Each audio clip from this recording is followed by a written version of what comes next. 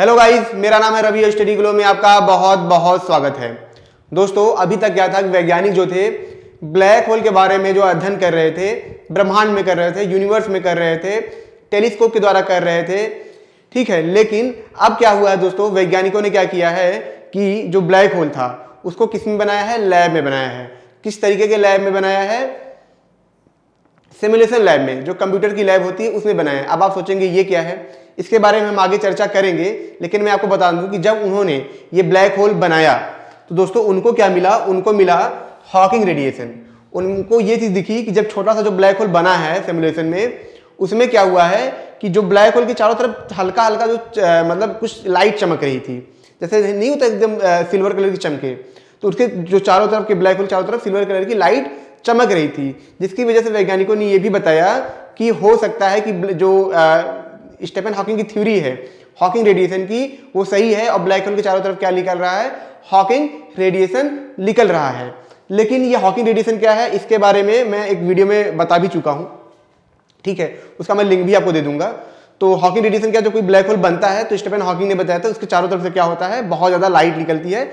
उन्हीं रेडिएशन को लाइट बोला जाता है, लेकिन हॉकिंग रेडिएशन बोला जाता है। लेकिन अभी तक ये दोस्तों उस पर कोई एक्सपेरिमेंटल खोज नहीं हुआ है। लेकिन सिमुलेशन में ये देखा गया कि वो क्या हुआ है कि वो खोज हो चुकी है सिमुलेशन में। कैसे? आइए समझते हैं। सबसे पहले समझते हैं कि सिमुलेशन क्या होता है। सिमुलेशन का मतलब होता है कि आर्टिफिशियल दुनिया।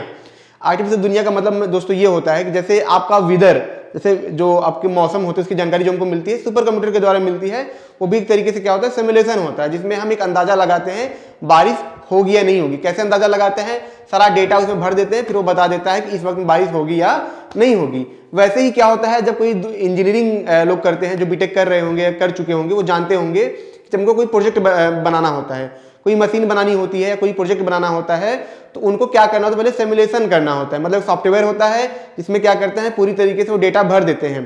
डेटा भरने के बाद वो सॉफ्टवेयर बताएगा कि आपकी जो मशीन है काम करेगी या नहीं करेगी, क्या क्या इसमें कमियां हैं। काम करेगी तो बताएगा सक्सेसफुल लॉन्च, जैसे रॉकेट में होता है, वहां भी सिमुलेशन का यूज करते हैं। पहले उसमें सॉफ्टवेयर में देख लेते हैं काम करेगा या नहीं। सॉफ्टवेयर अलाउड करता है, वो सिमुलेशन जब अलाउड करता है तब जाके रॉकेट को छोड़ा जाता है। अगर सिमुलेशन कंप्यूटर बोल दे, जो कंप्यूटर सिमुलाइज कर रहा है, अगर वो बोल दे कि इसमें रॉकेट में कुछ फॉल्ट है, तो क्या होगा? उस रॉकेट को नहीं छोड़ा जाता है। सिमिलरली इसमें भी यही हुआ है दोस्तों कि वैज्ञानिक जो वैज्ञानिक थे उन्होंने क्या किया, सुपर कंप्यूटर बनाया और जिसमें क्या किया, ब्लैक होल का सारा डेटा डाल दिया कि इतनी ग्रेविटी होगी, इतना मास होगा, इतना ये होगा, इतना वो होगा, इतना फलाना, इतना ठिकाना, सब कुछ इसमें डाल दिया। ढकाने के बाद क्या हुआ कि वो कंप्यूटर ने क्या किया, एक प्रॉपर इमेज, प्रॉपर 3D में इमेज बनाया और उसको दिखाया कि किस तरीके से ब्लैक होल काम करेगा, इसकी ग्रेविटी कितनी होगी, इसमें कर्व कितना होगा, यहां से रॉकेट जाएगा तो क्या होगा। प्रॉपर एक आर्टिफिशियल दुनिया में दिखाया, जैसे कि हमने देखा होगा मैट्रिक्स की दुनिया में कि कंप्यूटर की दुनिया में जाके प्रॉपर रियल जी पाते हैं, वैसे ही रियल ब्लैक होल बनाया गया है सिमुलेशन की दुनिया में। आपने कुछ दिन पहले दोस्तों ये सुना होगा, 4-5 महीने पहले की बात है, कि अमेरिका ने बोला था कि हम S-400 को, जो रसिया का है, उसको हम तोड़ सकते हैं। उसका हमने वो निकाल लिया है। क्या निकाल लिया? जुगाड़ निकाल लिया है। उन्होंने कैसे किया? क्योंकि वहां तो कोई सच में लड़ाई हुई नहीं थी। उन्होंने किस में एक्सपेरिमेंट किया? सिमुलेशन में किया। वो काफी हद तक सही होता है, 98-99% तक वो सही होता है, क्योंकि पूरी तरीके से मैथमेटिक्स पे काम करती है, वर्क करती है। चलिए, ये तो हमने जान लिया। और मैं आपको ये भी चीज बता दूं दोस्तों, वैज्ञानिक लगातार इस पे काम कर रहे हैं कि लैब के अंदर छोटा सा ब्लैक होल बनाया जा सके, क्वांटम ब्लैक होल बनाया जा सके। लेकिन अभी तक इसमें कोई सफलता नहीं मिली है और ये बहुत ही ज्यादा रिस्की है। क्योंकि रिस्की ये है कि खुद स्टीफन हॉकिंग ने ये बोला था कि अगर ब्लैक होल बन पाता है या जीरो ब्लैक होल बन जाते हैं तो ये क्या करेंगे, पूरी यूनिवर्स को निगल जाएंगे, क्योंकि जिस तरीके से फैलेगा, क्योंकि इसमें ग्रेविटी बहुत ज्यादा होती है। ये तो बात होगी, चलिए वैज्ञानिकों ने सिमुलेशन बना लिया, ये कर लिया, लेकिन इससे क्या फायदा होगा? देखिए दोस्तों, इससे ये फायदा होगा कि सबसे बड़ी जो खोज थी स्टीफन हॉकिंग की, हॉकिंग रेडिएशन, इसको खोजा जा सकेगा, क्योंकि उसको एक्सपेरिमेंट करने के लिए अभी कोई तकनीक नहीं है। हमारे पास टेक्नोलॉजी इतनी बड़ी नहीं है कि हम उस एक्सपेरिमेंट को कर सके। स्ट्रिंग थ्योरी, ऐसे बहुत सारे आज में थ्योरी हैं जिनको हम एक्सपेरिमेंटल नहीं कर सकते हैं। लेकिन अगर वो एक्सपेरिमेंटली प्रूफ हो जाएं तो हमको बहुत कुछ मिल सकता है। मानवता को एक गोल्डन की मिल सकता है, जिसकी वजह से मानवता सुधर जाएगी, लाइफ में बहुत चीजें सुधर जाएंगी। आप जरा सोचिए, सिंपल से इंटरनेट से इतनी ज्यादा दुनिया बदल गई, पेंसिलिन से दुनिया इतनी ज्यादा बदल गई। जब इस लेवल पे खोज निकल के आएंगे तो मानवता किस लेवल पे होगी आप सोच नहीं सकते हैं। उसी में से एक दिक्कत है क्वांटम ग्रेविटी की।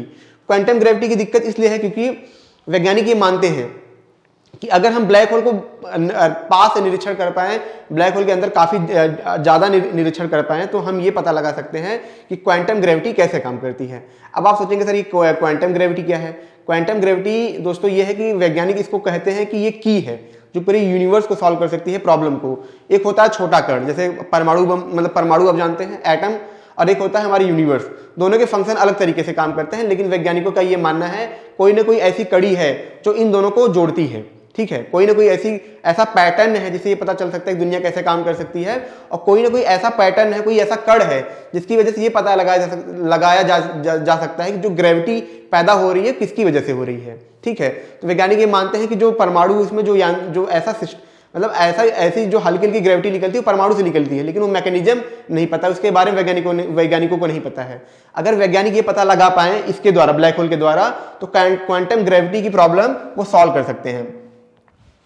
क्वांटम ग्रेविटी की प्रॉब्लम इसलिए भी सॉल्व करना बहुत जरूरी है दोस्तों, क्योंकि ब्लैक होल की जब आप एक्सपेरिमेंट करते हैं, उनका निरीक्षण करते हैं, तो उसमें क्या होता है कि जो क्वांटम, अभी क्या एटम को आप देख नहीं सकते, उनके फंक्शन को आप देख नहीं सकते हैं, लेकिन ब्लैक होल के अंदर क्या होता है, वो सारे फंक्शन क्या होते हैं, बहुत बड़े लेवल पे काम करते हैं, पूरा उनको आप देख सकते हैं, पास में जाके ऑब्जर्व कर सकते हैं।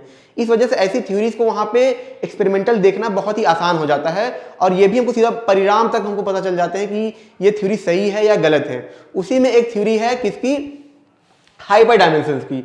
हाइपर डायमेंशन की थ्योरी क्या है? हाइपर डायमेंशन की थ्योरी दोस्तों ये है कि वैज्ञानिक ये मानते हैं कि हम 3 डायमेंशन में चल रहे हैं, 4 डायमेंशन में हम रहते हैं।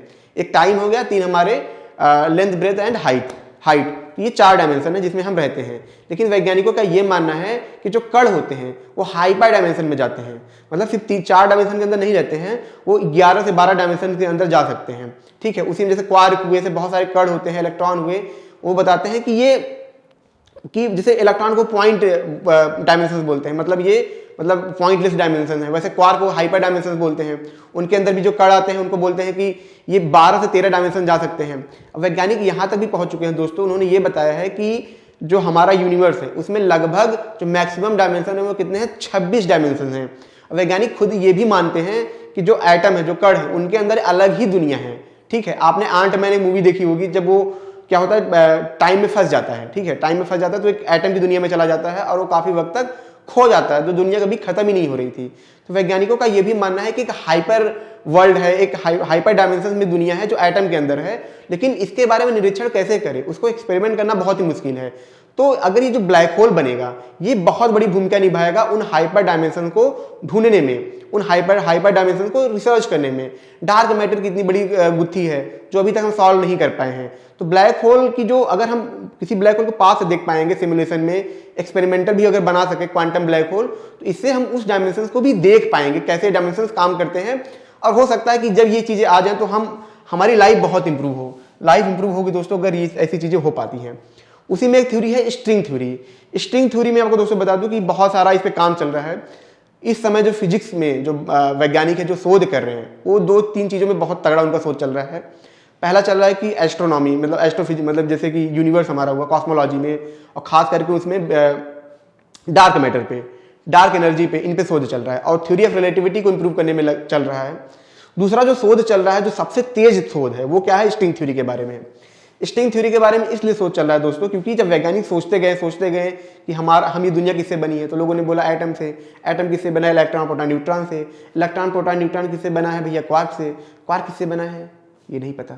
तो एक थ्योरी निकल के आती है भैया एक ऐसा कण है जो सब वाइब्रेशन से हर किसी को बनाता है, उसको बोलते हैं स्ट्रिंग। लेकिन वो स्ट्रिंग को प्रूफ कैसे करें? उस स्ट्रिंग से वैज्ञानिक ये भी मानते हैं कि इसी स्ट्रिंग की वजह से क्या होता है, ग्रेविटी पैदा होती है। लेकिन ये किसको कैसे प्रूफ करें? वैज्ञानिक ये मानते हैं कि इसी स्ट्रिंग की वजह से क्या होता है कि एक पार्टिकल कई फॉर्म में बदल सकते हैं। लेकिन ये कैसे पता चले? क्योंकि हम एक्सपेरिमेंट नहीं कर सकते। मैथमेटिक्स भले ही कुछ बोले, लेकिन जब तक हम एक्सपेरिमेंट नहीं करेंगे तब तक हम ये कैसे बोल सकते हैं कि हाँ ये काम करेगा या नहीं करेगा। अब लोग बोलते हैं लार्ज हैड्रॉन कोलाइडर में हम कर सकते हैं, लेकिन उसमें इतनी पावर नहीं है कि वो परिणाम हमको दे सके। तो फिर यही बात आती है ब्लैक होल की। अगर आर्टिफिशियल ब्लैक होल सच में हम, अभी तो शुरुआत हुई, अगर हम इसको बहुत अच्छे से बना पाएं तो हम स्ट्रिंग थ्योरी की गुत्थी को भी सॉल्व कर सकते हैं सिमुलेशन के द्वारा, और इनके द्वारा हम काफ़ी हद तक पता लगा सकते हैं। क्योंकि बहुत से मैथमेटिकल प्रॉब्लम है वो भी हम सॉल्व कर सकते हैं क्वांटम सिमुलेशन के द्वारा, जो ब्लैक होल में अभी काम हो रहा है। तो इस तरीके से दोस्तों जो सिमुलेशन का काम हो रहा है कि इससे हम बहुत सारी चीज़ों को सॉल्व कर सकते हैं और बहुत सारी चीज़ें नई निकाल सकते हैं, बहुत सारे मैथमेटिक्स निकाल सकते हैं। क्योंकि वैज्ञानिक अब ये भी मान रहे हैं कि जो मैथमेटिक्स अभी तक थी अब वो किसी काम की रह नहीं गई है, अब हमको नए मैथमेटिक्स खोजने पड़ेंगे। तो अब हर चीज़ इंसान नहीं कर सकता, क्योंकि एक डीप लेवल के आने के बाद चीज़ें नहीं आप सोच सकते हैं, क्योंकि वहाँ पे कुछ होता ही नहीं है। तो वहाँ पे टेक्नोलॉजी का यूज करके हम काफ़ी कुछ नया निकाल सकते हैं। और खास करके ब्लैक होल तो बहुत इंपॉर्टेंट है, आपको पता ही है। आने वाले टाइम में लोग ब्लैक होल के द्वारा टाइम ट्रेवल भी करेंगे, क्योंकि इसमें बहुत ज़्यादा ग्रेविटी होती है। लेकिन अभी इसमें बहुत वक्त है। कितना वक्त है मैं नहीं कहूँगा, वरना आप कमेंट करके मुझे बोलेंगे अरे सर ने ये बोल दिया वो बोल दिया। तो लेक्चर आपको अच्छा लगा हो तो इसको शेयर जरूर करें, ताकि जो आपके दोस्त हैं, भाई हैं, उनको भी इसके बारे में पता चले। ठीक है, और कमेंट करें और सब्सक्राइब जरूर करो, ताकि और भी ऐसी चीज़ें मैं आपको दे पाऊँ। मिलते हैं नेक्स्ट लेक्चर में। Thank you so much.